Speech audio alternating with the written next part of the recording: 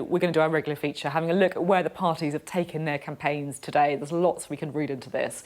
So first up, this is the Home Secretary, James Cleverly. He was in Rochester for the Conservatives, pitching the party's plans for a cap on worker and family visas. Now, the Labour Party have taken their battle bus to Bolton, where Keir Starmer met with voters in a cafe.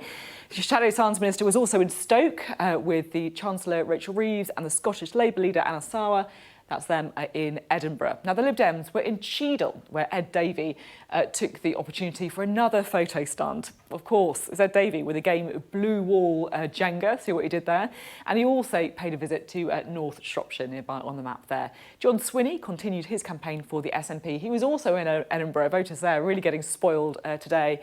And the new leader of Reform UK, Nigel Farage, was out and about in Clacton in Essex, where he's standing to be an MP. Sky's political correspondent Rob Powell has today's campaign report. A campaign launch that was always likely to be eventful. 2 people were arrested after Nigel Farage had a milkshake thrown over him while leaving a pub in Clacton. Earlier, parts of the East Coast resort ground to a halt as the Reform leader began his campaign to become the local MP. The Conservatives have betrayed that trust. They've opened up the borders to mass immigration like we've never seen before. Hundreds of people crowded near to the pier in the town often known as the birthplace of Brexit. He's not a racist. Yes, he is. The controversial politician bringing debate and division to the Essex seaside. We're entitled to... I'm not being rude or nothing, so you're all for mass immigration.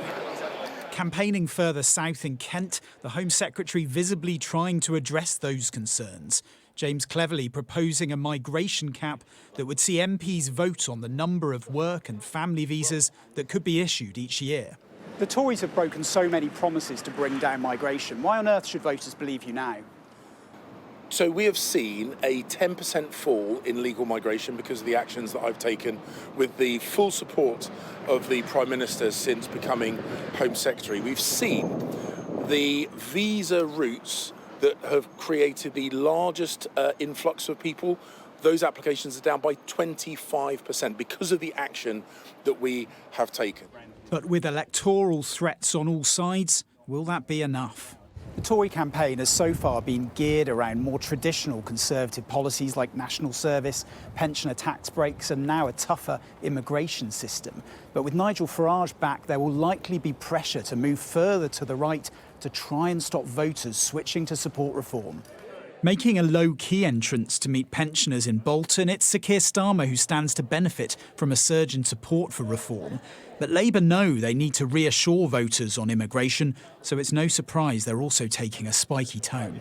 We need a skills strategy in this country so we don't have to have so many people arriving on work visas, and we have to hammer down on bad bosses who aren't complying with Labour standards, and we would ban them from recruiting people from abroad. Thanks, Nigel. We've seen this one before. A decade after Nigel Farage's old party took Clacton in a by-election, many of the issues concerning voters here haven't changed, and neither has this man's ability to draw a crowd.